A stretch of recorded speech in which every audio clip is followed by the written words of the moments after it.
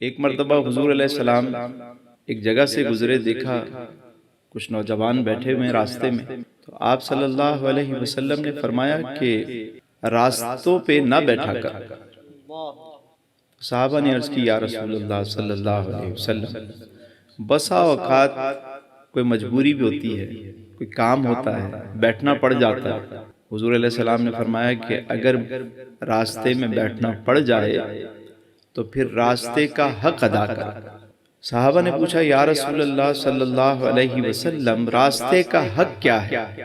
میرے کریم آقا نے فرمایا کہ پہلا حق یہ ہے کہ نگاہیں نیچی کر کے بیٹھا کر۔ دوسرا حق یہ ہے کہ کسی کو تکلیف نہ پہنچے، تمہاری ذات سے کسی کو تکلیف نہ پہنچے۔ تیسری بات فرمائی کہ جو سلام کرے اسے جواب دو۔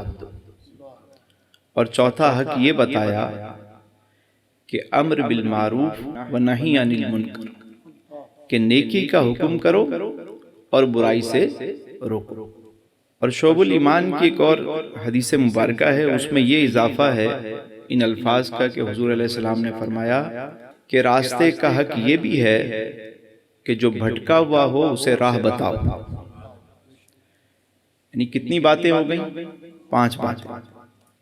کہ راستے میں بیٹھنا مقصود ہو تو نگاہیں نیچی کر کے بیٹھو۔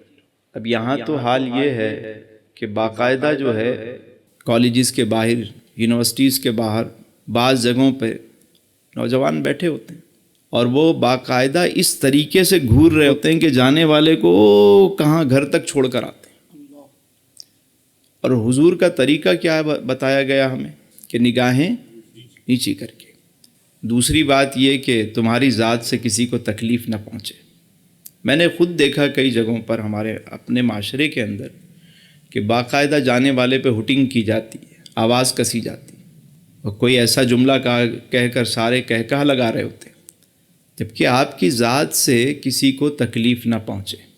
اگر راستے کا پھول نہیں بن سکتے تو کانٹا بننے کی بھی ضرورت نہیں ہے۔ ویسے تو کوشش کرو کہ پھول بنو، کہ جانے والا وہاں سے خوشبو بھی پائے اور آپ کو دیکھ کر خوش بھی ہو۔ لیکن اگر پھول نہیں بن سکتے تو کم از کم کانٹا تو نہ بنو۔ اور یہ بھی کسی بھٹکے ہوئے کو راہ دکھانا، یعنی کسی نے آپ سے راستہ پوچھ لیا تو آپ پہ لازم ہے کہ اسے اس کی منزل تک کا راستہ اس کو سمجھائیں۔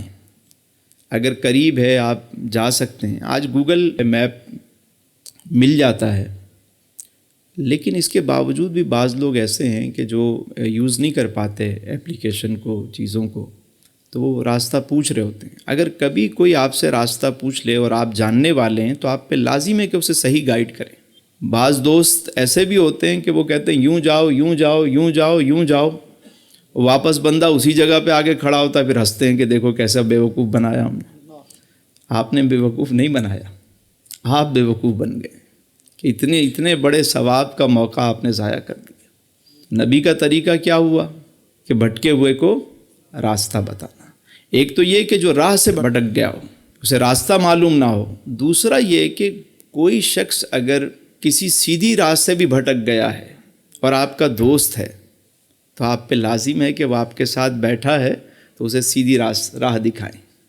آپ نماز پڑھنے جا رہے ہیں، کسی کو ساتھ لے جائیں، بس ایک بندہ اپنے ساتھ لے جائیں، نمازی بنا لیں۔ انشاءاللہ 1 سے 2، 2 سے 3، 3 سے 4 خود ہی ہو جائیں گے سارے۔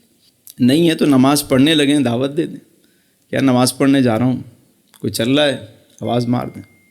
دل سے آواز دیں گے اور نیت یہ ہوگی کہ خیر خواہی ہو، کسی کا بھلا ہو تو اللہ کرم کر دے گا۔ زبان میں تاثیر بھی وہی ڈال دیتا ہے۔ تو بھٹکے ہوئے کو راہ دکھانا، یہ بھی نبی کا طریقہ ہے۔